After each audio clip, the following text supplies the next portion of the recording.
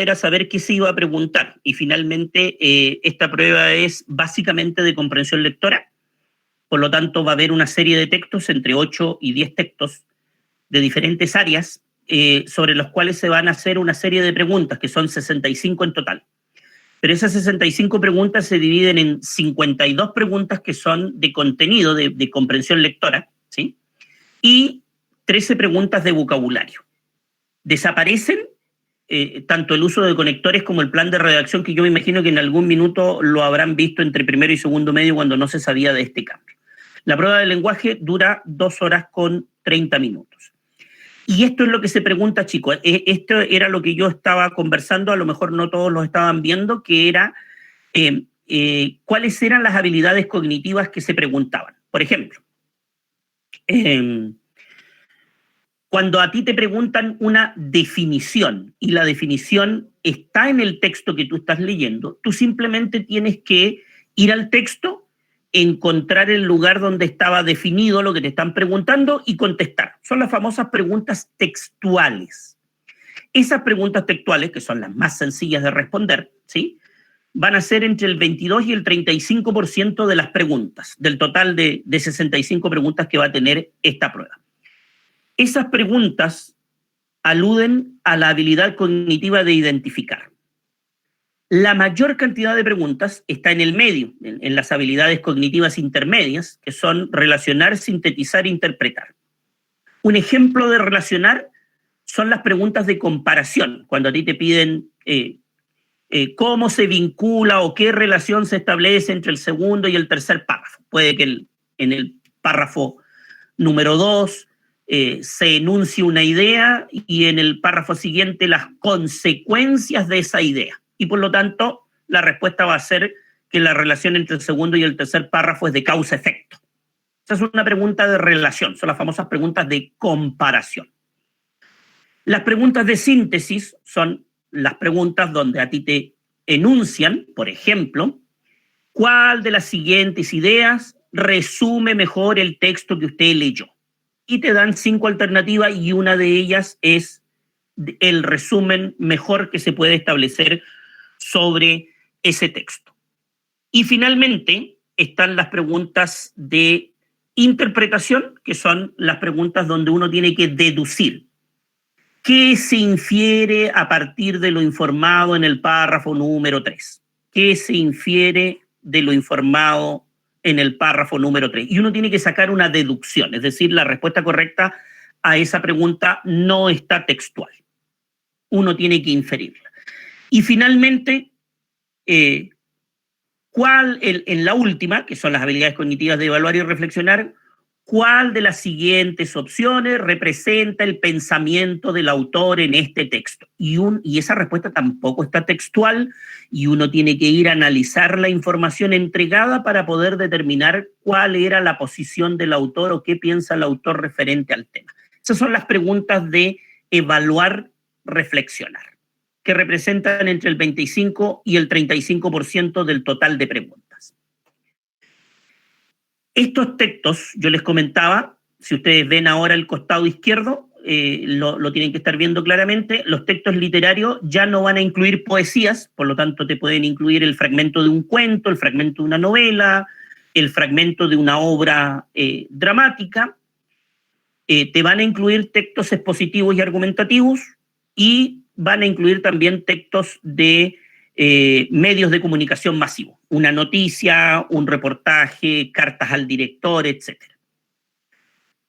Y ahí está la división entre las 52 preguntas de lectura y las 13 preguntas de vocabulario, lo que representa que el 80% de 65 preguntas van a ser de comprensión lectora y el 20% de las preguntas van a ser de vocabulario. Aquí está la nueva prueba de matemática que abordará preguntas de las bases curriculares de séptimo básico a segundo medio y todo lo que tenga que ver con el ajuste curricular que se hizo en tercero medio y en cuarto medio el año 2009.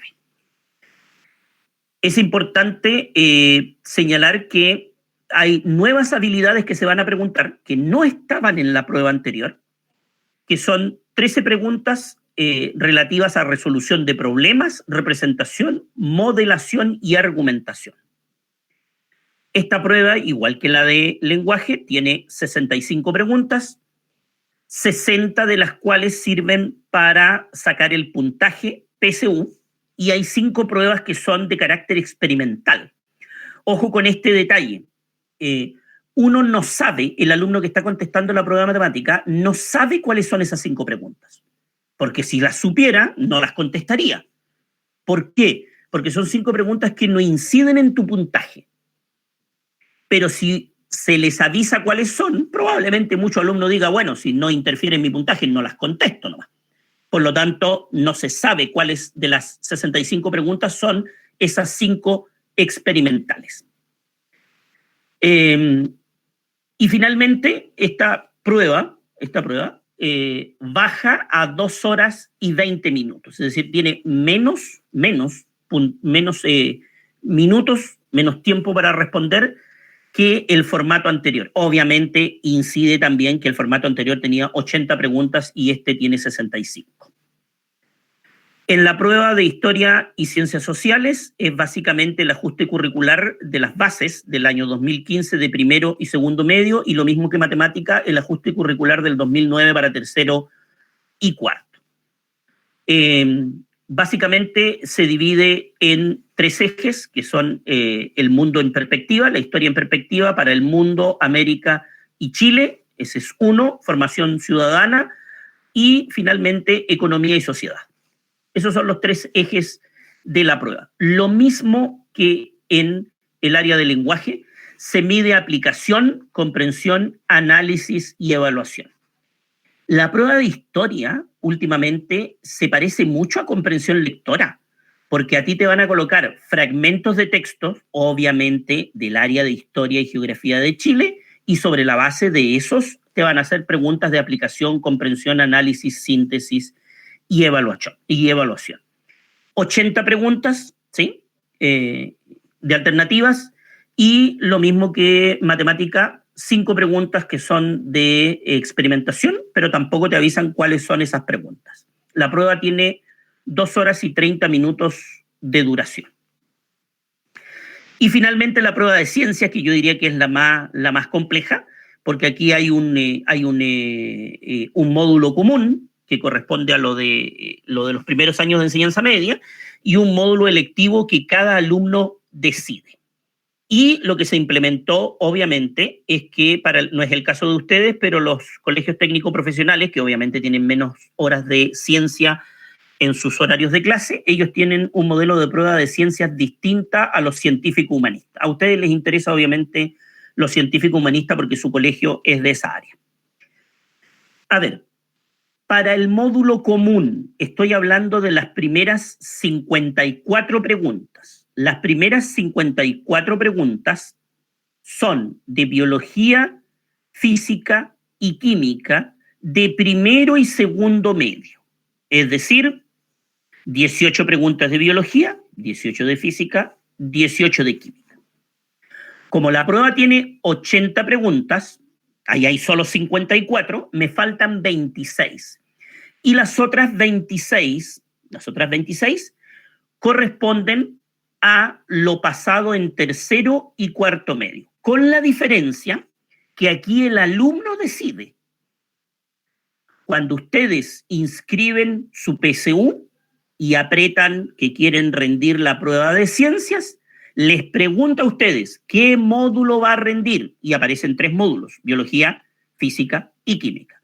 Si usted pincha biología, va a responder 54 preguntas, 18 de cada área de primero y segundo medio, de la materia de primero y segundo medio, y las otras 26 van a ser de biología, lo que usted marcó.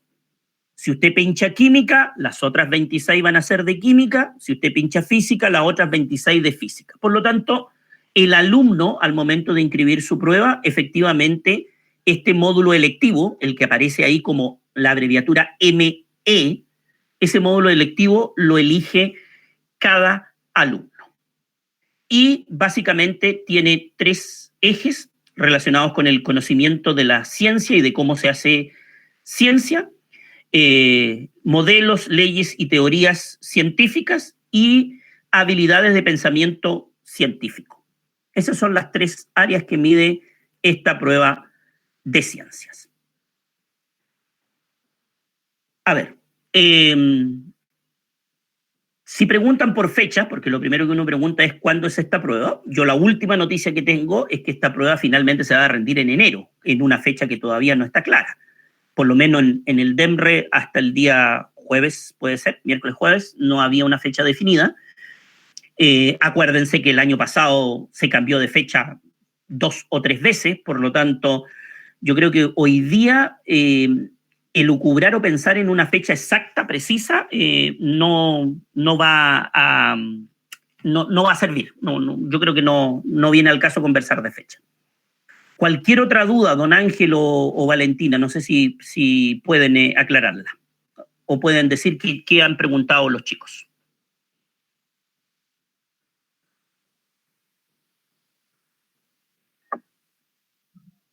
No se ven consultas en el chat, chiquillos, no sé si tienen alguna duda, algo que no haya quedado claro y quieren aprovechar de resolverlo.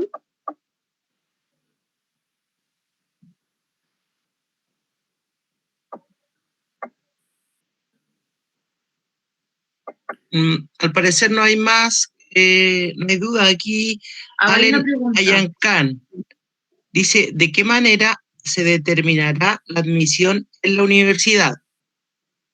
Una parte el puntaje y otra notas de enseñanza media, consulta, ¿o cómo? A ver, lo que pasa es que eso depende mucho de la carrera que uno postule, porque las ponderaciones son distintas. Es decir, si yo quiero postular a una carrera del área de ingeniería, me van a pedir más de matemática y menos de lenguaje. Si yo quiero estudiar psicología o derecho, me van a pedir más lenguaje y menos matemática. Entonces, ¿cuál es la recomendación que uno siempre le hace a los alumnos? Primero, trate de definir qué quiere estudiar, ¿sí? A veces es bueno partir definiendo un área y no una carrera. Es decir, mire, yo quiero estudiar algo con el área de la salud, sin la necesidad de saber si es enfermería, kinesiología, medicina, odontología, etcétera, ¿sí? Y una vez que uno tenga claro el área, con el tiempo, poder definir específicamente una carrera e ir a las diferentes universidades, porque atención, respondiendo a la pregunta que hacía Ayancá, me parece, ¿sí? Respondiendo a la pregunta, las universidades ponderan distinto. Hay universidades que de repente ponderan, qué sé yo, le voy a dar un ejemplo X. Ya, la Universidad X para entrar a enfermería pide 15% de la prueba de ciencia. Pero la otra universidad, para la misma carrera de enfermería, ciencias la pondera como 20%, no como 15%. Entonces, ¿cuál es la recomendación que se le hace a los alumnos? Ingrese a los portales de las universidades, busque admisión, busque las carreras y ahí sale la especificación de cuánto piden, ¿sí? Porque aquí acuérdense que entra un tema de ranking, ¿sí? Un tema de NEM y un tema relacionado con estas pruebas transitorias, ¿sí? Y yo insisto que todo pondera distinto, así que no hay una respuesta para lo que consulta el alumno, ¿sí? Don Jaime, yo entiendo que Allen consulta sobre la ponderación de las notas de enseñanza media o el ranking también. Quizás explicar un poco ahí, esas ponderaciones más bien son para todas igual. La última vez yo vi que las notas NEM eran hasta un máximo de 20%, pero fíjense de algo. Ha cambiado tanto el escenario en el último tiempo que yo creo que la pregunta habría que hacerla en septiembre-octubre, por ejemplo, porque la verdad, en este minuto no sabemos si volvemos a las clases presenciales, por ejemplo. O sea, todo el mundo dijo, qué sé yo, me remonto bien atrás. La primera señal de volver a clase era el 27 de abril. No sé si usted se acuerda, don Ángel, 27 de abril íbamos a volver a clase. Hoy día están pensando en agosto, otros colegios están pensando después del 18, otros colegios están pensando después de octubre. Entonces, ¿sabe qué creo yo? Yo creo que la ponderación de notas pudiera sufrir un cambio de aquí a fin de año. Es lo que yo creo. Y atención, vuelvo a insistir, no hay, para el ranking, por ejemplo, no hay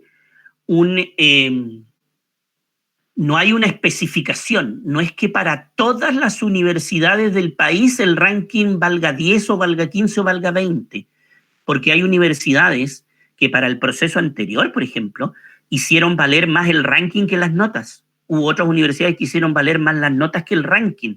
Entonces, hoy día esas son preguntas que yo me las haría en octubre, ¿sí? No antes de eso, no antes de saber si vamos a volver a las clases presenciales. Don Jaime, Esteban Sáez consulta cómo se sabe cuando uno debe de rendir la prueba de ciencias o la de historia. Está más o menos contestada con la primera pregunta, pero quizás para aclarar. Sí. Y Esteban Sáez ¿sí? Dice, en el caso de estudiar alguna ingeniería. Claro, lo que pasa es que ahí hay que buscar la universidad donde uno quiere estudiar, porque obviamente lo más probable es que si yo quiero estudiar una carrera en el área de la salud, voy a tener que dar ciencia y no historia, porque si doy historia y después la universidad donde yo quiero entrar me pide ciencia y yo no di ciencia, no puedo postular. Entonces, cuando uno tenga claro la carrera, tiene que visitar varias universidades y mirar la misma carrera en varias universidades para saber qué es lo que me piden. Ahora, lo lógico es que, por ejemplo, la prueba de ciencia se rinda para el área de la salud y la prueba de historia para el área de ciencias sociales, qué sé yo, si yo quiero estudiar derecho, psicología, servicio social, probablemente tenga que dar la prueba de historia, pero si yo quiero estudiar enfermería, kinesiología o terapia ocupacional o medicina, voy a tener que dar ciencia. Entonces, eso va a depender de la carrera que uno estudie. Entonces, la recomendación sigue siendo la misma. Cuando yo tenga claro qué carrera quiero estudiar, la misión mía como alumno es ir a varias universidades distintas y ver en esas varias universidades distintas qué prueba específica es la que me piden. Lo que yo tengo claro es que a todo el mundo le van a pedir lenguaje y matemática. Estudie lo que estudie, le van a pedir lenguaje y matemática. No sé si hay algo más.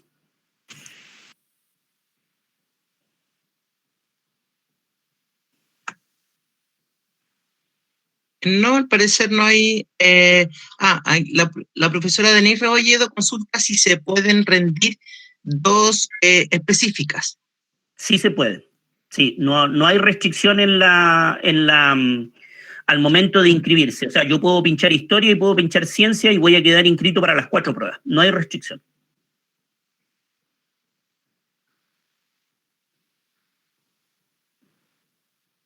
Ahora, lo que se hacía antiguamente, porque eso dependía de la fecha, era que de repente alguien inscribía una prueba que no le servía solo para ir a conocer dónde le tocaba dar la prueba, conocer la sala. Eso se hacía antes, por ejemplo, ¿sí? Ahora es poco probable, pero no hay restricciones.